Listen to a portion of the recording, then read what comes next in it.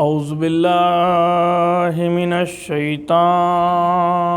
اللعین الرجیم بسم اللہ الرحمن الرحیم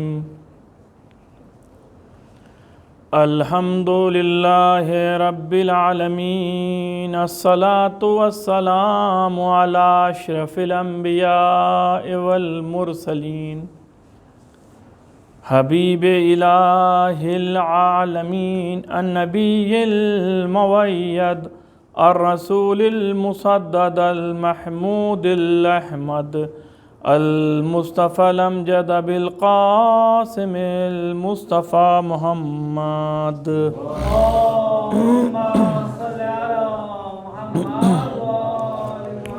وعلى أهل بيته الطيبين الطاهرين المعصومين المظلومين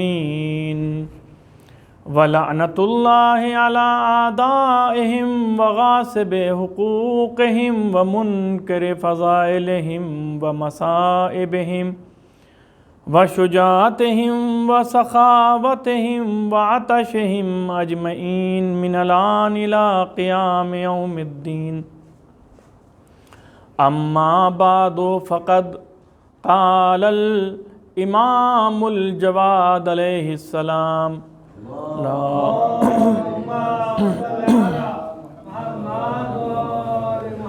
من زار عمتی بقم فلہ الجنہ صلوات بھیجیے بر محمد و آل محمد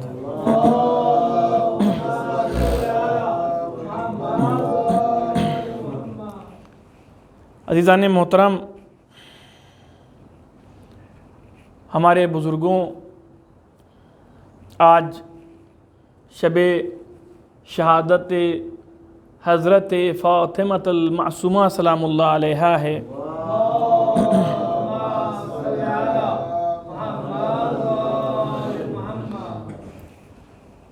جناب فاطمہ معصومہ کی جو یہ روایت منائی جاتی ہے، یہ بعض جگہ کے اوپر منائی جاتی ہے، کل پہ نہیں یہ روایت منائی جاتی ہے۔ کل میں وہ روایت کی جو قم میں منائی جاتی ہے، اور ہر جگہ تقریباً اسی روایت پہ مجالس ہوتی ہیں، لیکن جہاں جس طریقے کا ماحول ہو اور جیسا وہاں پر چلا آ رہا ہے، مجلس عزا برپا کرنا بھی ثواب ہے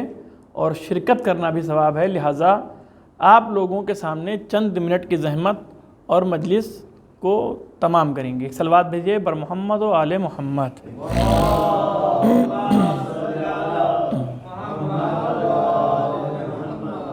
ہمارے اور آپ کے نوے امام جواد علیہ السلام ارشاد فرماتے ہیں،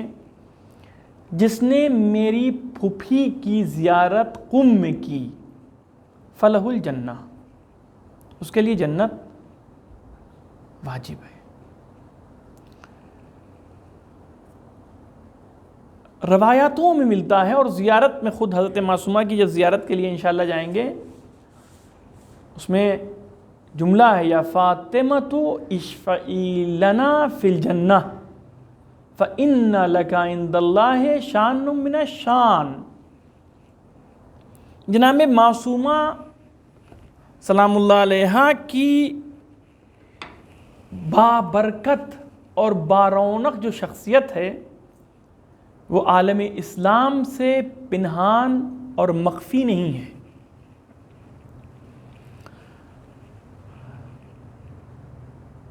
جناب معصومہ کی زیارت کا ثواب میں نے ولادت حضرت معصومہ سلام اللہ علیہا میں عرض کیا تھا کہ جس نے جناب فاطمہ معصومہ کی قم میں زیارت کی، اس کو ثواب زیارت حضرت زہرا سلام اللہ علیہا عطا ہوگا۔ اور میں نے ولادت کی مجلس میں محفل میں عرض بھی کیا تھا آپ کی خدمت میں کہ آیت اللہ مرشی کے والد ماجد آیت اللہ محمود مرشی نے وہ 40 دن تک کے ایک عام عمل کا پورا اور نمازوں کا اور ایک اپنے وظیفے کا ایک سلسلہ رکھا، اور ان کی تمنا یہ تھی کہ حضرت زہرا سلام اللہ علیہا کی ان کو قبر کی زیارت ہو جائے۔ 40واں دن جب آتا ہے تو آپ کے خواب میں بشارت آپ کو خواب میں ہوتی ہے کہ محمود مرشی، تم کو اگر میری زیارت کرنا ہے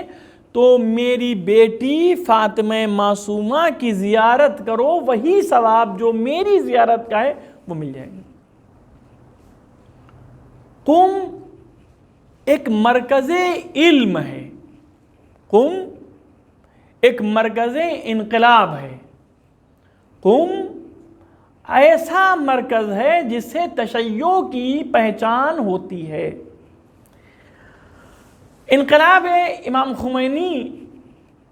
جو آیا اس کی بھی شروعات قم کے حوزے سے ہوئی ہے، اور وہ قم کا حوزے سے جو شروعات ہوئی ہے اس کی جو برکتیں تھیں وہ اتنی برکتیں تھیں کہ وہ انقلاب مکمل ہوا ہے اور کامیاب ہوا ہے۔ اور آج آپ لوگوں کی صورت میں جمہوریہ اسلامی ایران کا انقلاب آپ کے سامنے ہے۔ ابھی انشاءاللہ کچھ روایتوں کو جو آپ کے سامنے پڑھیں گے تو سمجھ میں آئے گا کہ قم کی فضیلت کیا ہے۔ عرض میں نے کیا تھا، شیخ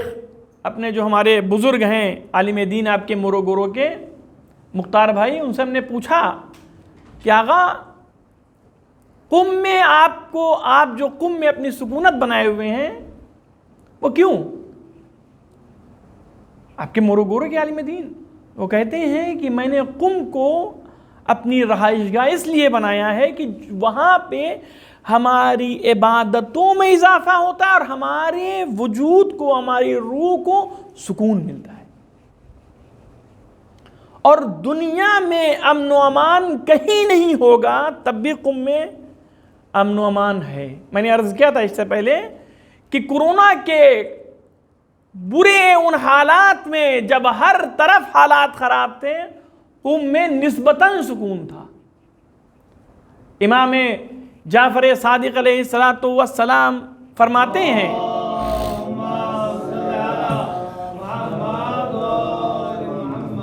کہ جب شر اور فساد سر تک کی ہو جائے گا دنیا میں، یہاں تک ناک سے اونچا ہوتا، تعبیر کہتے نہیں ناک سے اونچا پانی، شر اور فساد ناک سے اونچا جب ہو جائے گا، امام فرماتے ہیں قم میں گھٹنے کے نیچے ہوگا۔ یہ کلام معصوم ایسے ہی نہیں ہے۔ امام صادق علیہ السلام کی جو حیات ہے وہ حضرت معصومہ سے پہلے جد ہیں، آپ کے دادا ہیں۔ امام صادق علیہ السلام سے بھی روایت قم کے لیے ہیں حضرت معصومہ کی زیارت کی فضیلت کے بارے میں، اور خود مولائے کائنات امیر المومنین حضرت علی ابن ابی طالب علیہ السلام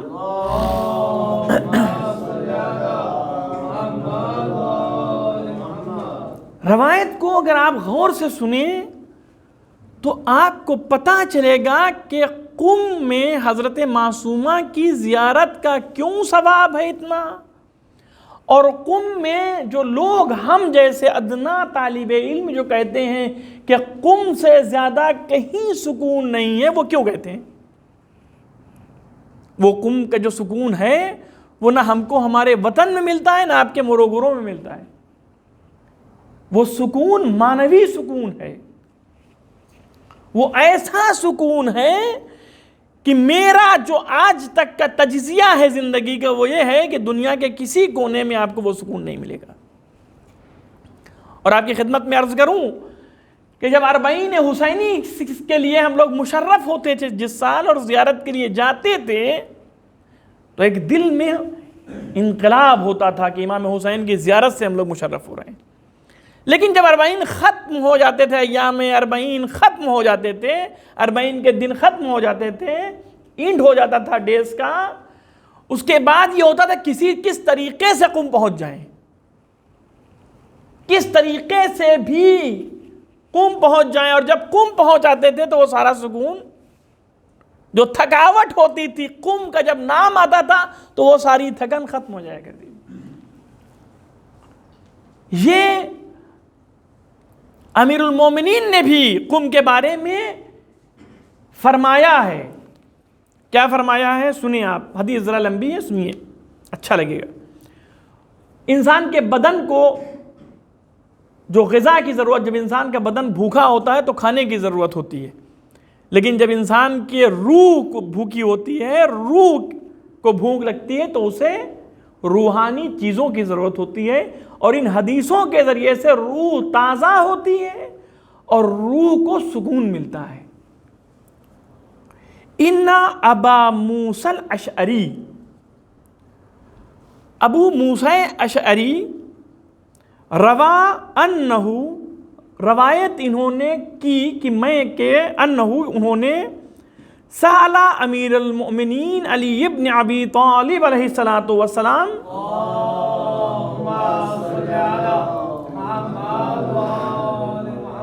انہوں نے سوال کیا امیر المومنین مولا کائنات امیر المومنین حضرت علی علیہ السلام سے، ان اسلم المدن والخیر المواضع، سب سے سالم شہر اور جگہ جہاں پر سکون ہو اور خیر ہو وہ کون سی ہیں؟ عند نزول الفتن وظہور السیف، اور یہ سکون اور خیر کی جگہ اس وقت جب حالات پوری دنیا میں خراب ہوں گے اور تلواریں ایک دوسرے کے اوپر لوگ کھینچے ہوئے ہوں گے، اس زمانے میں کون سی جگہ ہے کہ جہاں پہ وہ سب سے سالم جگہ ہوگی اور وہاں برکتیں ہوں گی؟ فقال اسلم المواضع یومئذ ارض الجبل، امام فرماتے ہیں کہ وہ جگہ جہاں جو سب سے سالم ہوگی وہ جبل ہے، جبل قم کی پہاڑی۔ فَإِذَا اُسْتَرَبِ الْخُرَاسَانِ، جب خراسان مسترب ہوگا، مشہد، خراسان نہیں مشہد، خراسان میں مسترب ہوگا، حالات خراسان کے بھی پیچیدہ ہوں گے، امیر المومنین فرما رہے ہیں خراسان کے حالات پیچیدہ ہوں گے۔ وَوَقَعَتِ الْحَرْبُ بَيْنَ أَهْلِ جُرْجَان وَطَبرستان،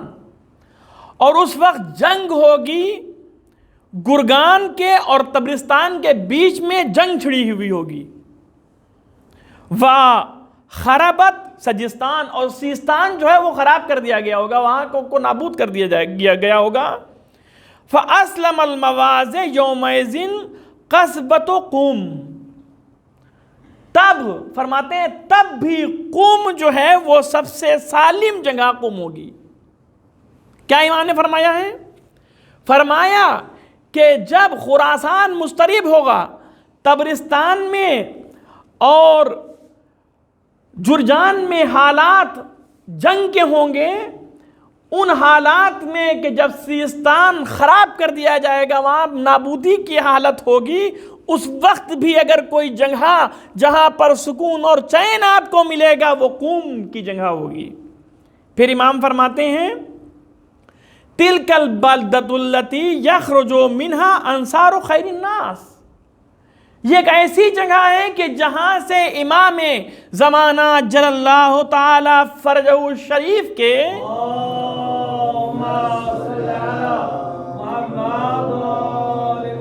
ناصرین نکلیں گے مدد کرنے کے لیے، خروج کریں گے، وہ کھڑے ہوں گے ظلم کے خلاف۔ وہ پھر فرماتے ہیں بہا موضع قدم جبرائیل،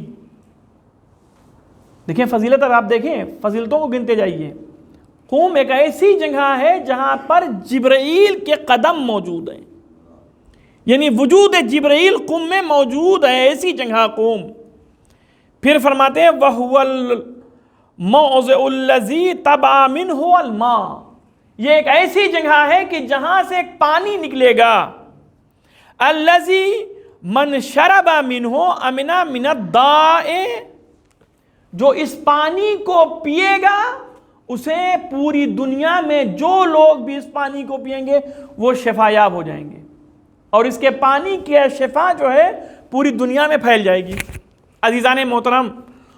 قم کے بارے میں جو حدیث ہیں، آج آپ دیکھیں حالات شروع ہو گئے ہیں،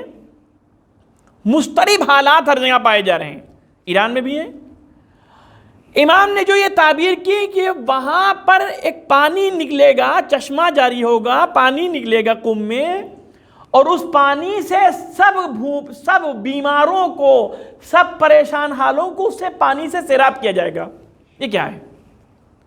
جب اس کی تفسیر میں جائیں تو قم میں مرکز حوض علمیہ قم جو ہے، حوض قم جو قم میں موجود حوضہ آج کی ڈیٹ میں ہے، یہ حوضے سے علوم آل محمد پوری دنیا میں پھیلتا جا رہا ہے۔ جہاں جہاں بھی تشنگان اہل علم ہیں ان کو یہ علم سے فیضیاب کرتا جا رہا ہے۔ سمجھ میں آیا آپ کو کہ یہ پانی کون سا پانی ہے؟ اس پانی سے مراد ہے علم۔ اور آج علم دیکھ لیں آپ، پوری قم میں سے جو پانی نکل رہا ہے، جو طلاب وہاں سے نکل کے اور علماء نکلتے ہیں، وہ یہ تو مرجع بنتے ہیں، مجتہد بنتے ہیں، علامہ بنتے ہیں، حجت الاسلام بنتے ہیں۔ ہم جیسے جاہل ادنا سے طالب علم آتے ہیں اور آپ کی جماعت میں خدمت دین اسلام کر رہے ہیں۔ یہ سب اسی پانی، اسی چشمے کا فیض ہے جو پوری دنیا میں برکتیں پھیلی ہوئی ہیں، اور جہاں جہاں پر بھی لوگ علوم آل محمد کے لیے تشنا ہیں، وہاں پر انہیں علوم آل محمد سے آشنا کرایا جا رہا ہے۔ یہ کم بات نہیں ہے۔ آیت اللہ مرشی نجفی فرماتے ہیں کہ میں ایک دن میرا دل چاہا کہ میں حرم حضرت معصومہ ہر روز ہو جاتے تھے، رات میں آدھی رات میں اٹھ کے اور کہہ رہے تھے میرا دل چاہا آدھی رات میں کہ حرم حضرت معصومہ کی زیارت کے لیے جاؤں۔ رات کا دوسرا حصہ تھا، میں نکلا، آدھے راستے میں مجھے بہت ٹھنڈک لگی۔ ٹھنڈک ایران میں بہت پڑتی ہے، کہا ٹھنڈک کی وجہ سے میں اپنے گھر واپس آ گیا، اور آنے کے بعد میں لیٹ گیا۔ ابھی میں نے سر کمبل کے اندر ڈالا تھا اور میری آنکھ لگ گئی کہ کوئی مجھے میرے خواب میں کوئی آتا ہے اور کہتا ہے اے مرشی تم یہاں سو رہے ہو اور ہمارے زائرین آئے ہوئے ہیں جو حرم کے دروازے پر شمالی دروازہ جو حرم کا ہے وہاں پر کھڑے ہوئے ہیں اور ٹھنڈک کی وجہ سے کانپ رہے ہیں، جاؤ ان کی مشکل کو حل کرو۔ آغا مرشی خواب سے بیدار ہوتے ہیں۔ آغا مرشی نے جب اس واقعے کو نقل کیا ہے تو جب لوگوں نے ان سے پوچھا کہ آغا بتائیے کہ قیافہ ان کا کیا تھا، کہا یہ بتانے کی ضرورت نہیں ہے، قیافے کی ہم کون کی نشاندہی نہیں کر سکتے ہیں۔ کہتے ہیں کہ میں اپنے گھر سے نکلا اور جب میں حرم حضرت معصومہ قم پہنچا تو میں نے کیا دیکھا کہ ہندوستان یا پاکستان کے زائرین ہیں جو شمالی علاقے میں، جو حضرت معصومہ کا شمالی دروازہ ہے، شمال کی طرف دروازہ ہے، وہاں پر وہ کھڑے ہوئے اور ٹھنڈک سے کپکپا رہے ہیں۔ میں نے ان سے پوچھا کہ آپ لوگ کتنی دیر سے؟ کہا میں آغا بہت دیر سے یہاں پہ کھڑا ہوا اور میں زیارت کے لیے آیا ہوں۔ آغا مرشی فرماتے ہیں کہ میں وہاں سے گیٹ کے پاس گیا اور میں نے دق الباب کیا، یعنی گیٹ کنڈی کھٹکھٹائی۔ جو وہاں خادم حرم تھے وہ وہاں سے نکلے اور چونکہ وہ کھول نہیں رہے تھے پہلے سے، لیکن میرے اصرار پہ، میرے کہنے پہ، میری ریکمینڈ پہ انہوں نے دروازے کو کھولا۔ میں گیا زیارت کے لیے اور میرے ساتھ وہ تمام زائرین جو کھڑے ٹھنڈک میں کپکپا رہے تھے وہ سب حرم میں داخل ہوئے ہیں حضرت فاطمہ المعصومہ کی زیارت کرنے کے لیے۔ کہتے ہیں میں گیا اور سب لوگوں میں ایک خوشی کا ماحول تھا کہ حضرت معصومہ کے حرم کا گیٹ کھل گیا ہے۔ مجھ سے وہاں کے خدام نے پوچھا آغا آپ کو پتا ہے کہ رات میں گیٹ بند کر دیا جاتا ہے، تو آپ نے رات میں کیسے زحمت کی آغا مرشی فرماتے ہیں کہ میں نے زحمت ایسے نہیں کی ہے، میں آ رہا تھا، واقعے کو نقل کیا، میں آ رہا تھا اور پھر ٹھنڈک کی وجہ سے پلٹ گیا، ابھی میں لیٹا تھا بستر میں اور ابھی چادر اوڑھی تھی کہ مجھے خواب میں ایسا خواب ہمارے سامنے آیا ہے اور مجھے بشارت ہوئی ہے کہ جاؤ اور ان زائرین کو روضے کے اندر لے جاؤ، ان کی مشکلات کو آسان کرو۔ سمجھ میں آیا حضرت معصومہ سلام اللہ علیہا کی برکتیں کیا ہیں، ان کی زیارت کی فضیلت کیا ہے؟ واقعاً اگر صدق دل سے، سچے دل سے حضرت معصومہ قم کی زیارت کے لیے مشرف ہو جائیں، ہم جو چاہیں گے ہمیں وہ سب ملے گا۔ پھر آغا مرشی کہتے ہیں کہ سب لوگ زیارتوں میں اور دعاؤں میں مشغول ہو گئے، بس جلدی جلدی اور آپ کی زحمت تمام، اور کہتے ہیں کہ میں نماز شب میں مشغول ہو گیا۔ عزیزان محترم، آغا مرشی کی وصیت نامے کو آپ جب پڑھیں گے تو آپ کو آغا مرشی کے وصیت نامے میں جو تاکیدیں ہیں وہ عجیب و غریب تاکیدیں ہیں۔ ان کی ایک وصیت یہ تھی کہ جب میں دنیا سے رخصت ہو جاؤں تو میرے امامے کے ایک سرے کو حضرت معصومہ کی زری میں باندھنا اور ایک سرے کو جنازے میں باندھنا۔ منظارہ فاطمہ بقم عارفاً بحقها فلہ الجنہ،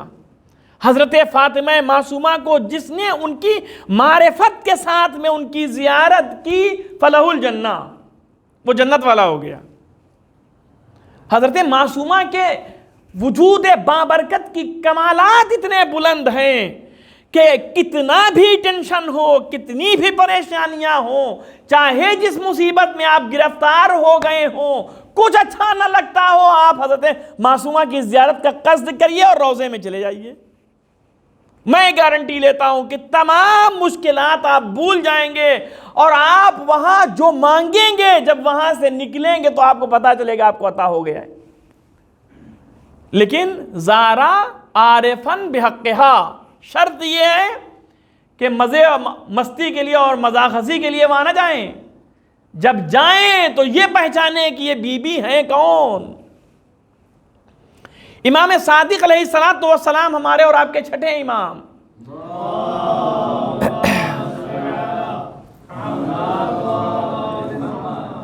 آپ نے فرمایا ہے کہ فاطمہ جو میری بیٹی قم میں دفن ہوگی، امام صادق علیہ السلام پہلے تھے، دادا ہے، میں نے عرض کیا میری بیٹی جو قم میں دفن ہوگی، جو بھی اس کی زیارت کما حقہ، اس کو پہچاننے کے ساتھ، اس کی معرفت کے ساتھ کرے گا، وجبت لہ الجنہ، جنت واجب اس کے لیے۔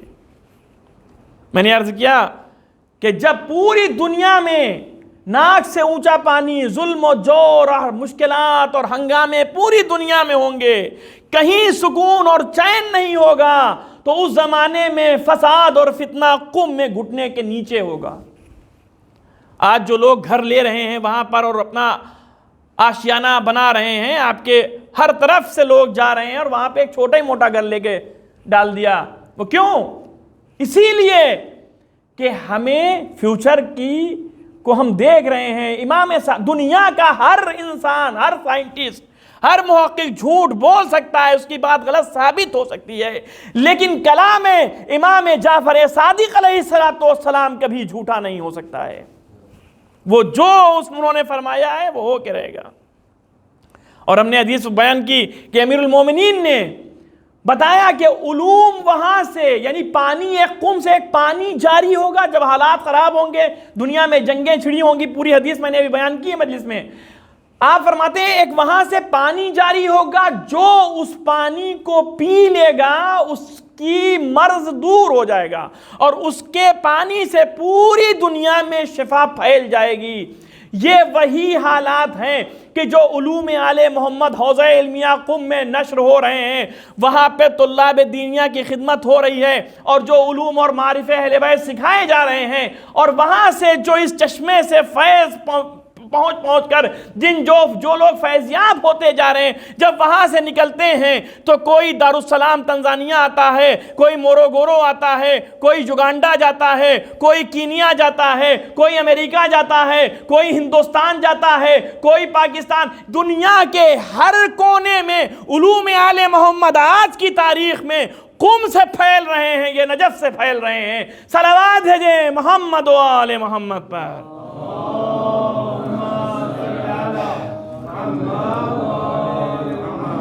عزیزان محترم، جس سادگی سے ہم لوگ یہاں پہ بیٹھ جاتے ہیں، واقعاً جناب معصومہ کی زندگی، جناب معصومہ کی فضیلتیں،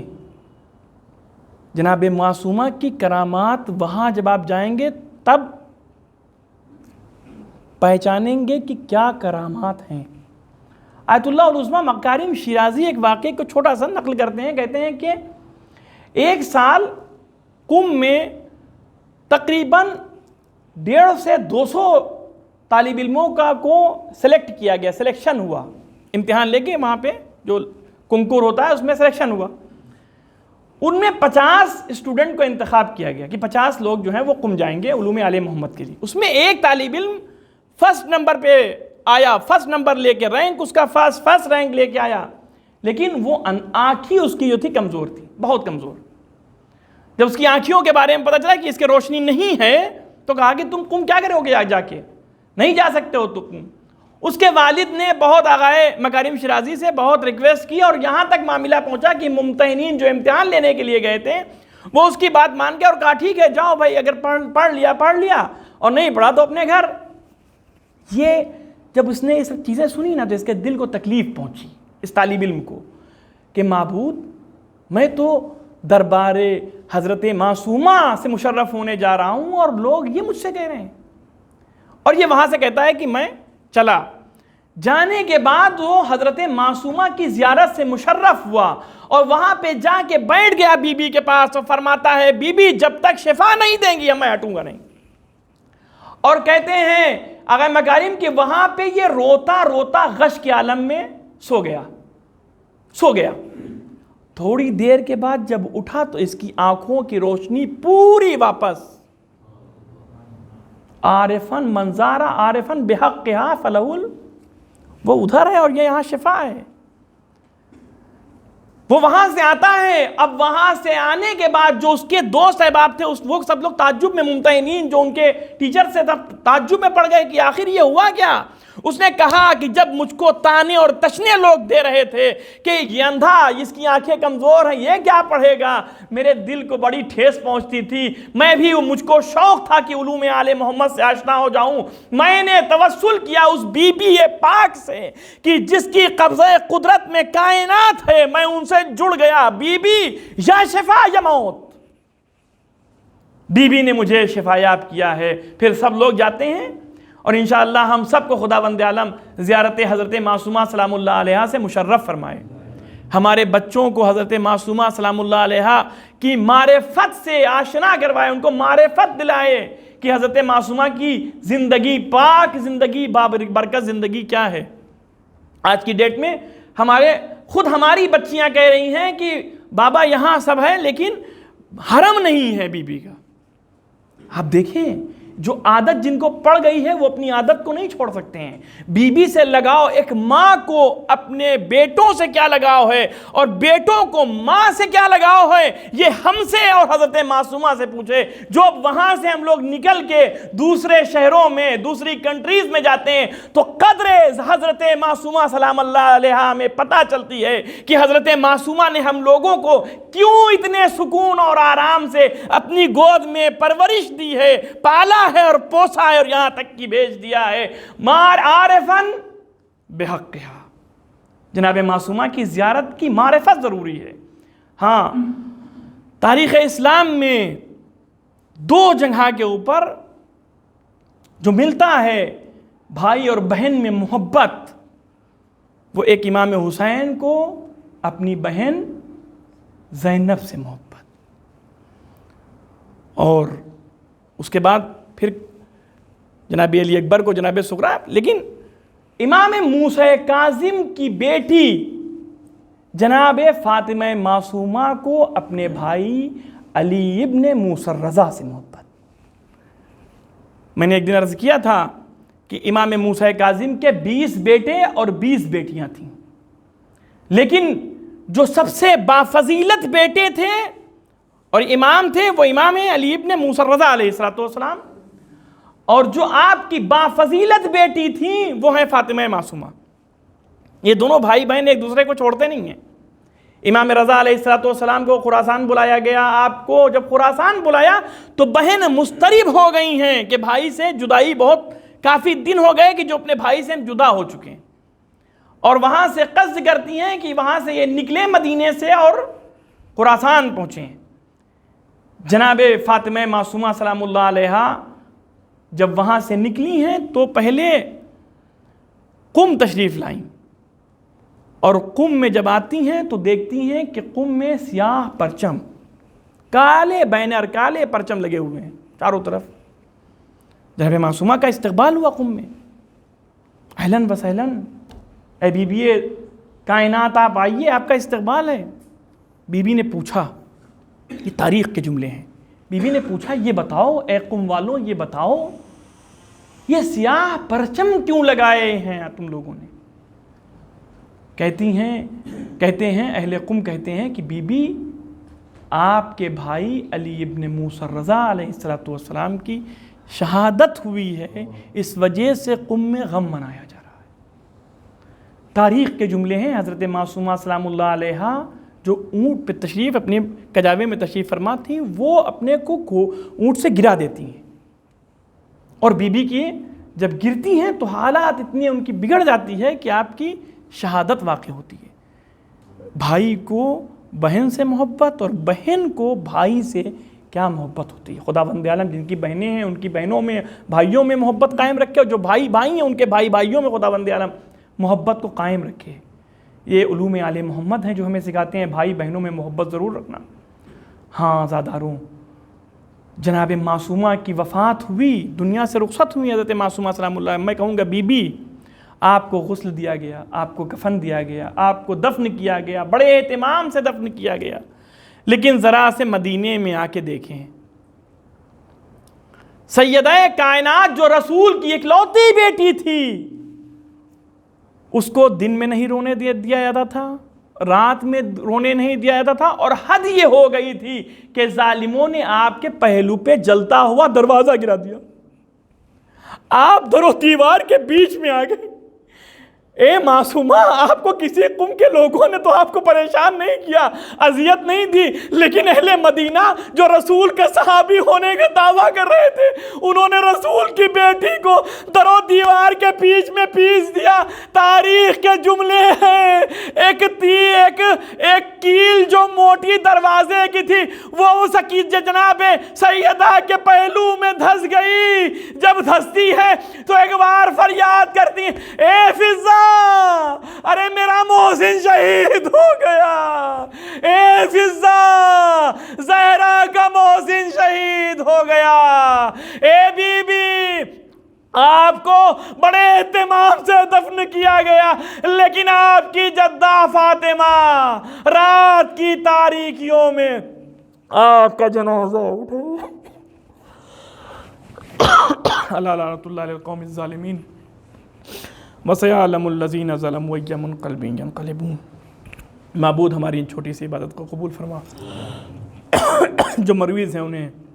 صحت کامل و عاجل عطا فرما، جو مقروض ہیں ان کے قرض کو ادا فرما، امام زمانہ کے ظہور میں تعجیل فرما، ہمیں ان کے اعوان و انصار میں شمار فرما۔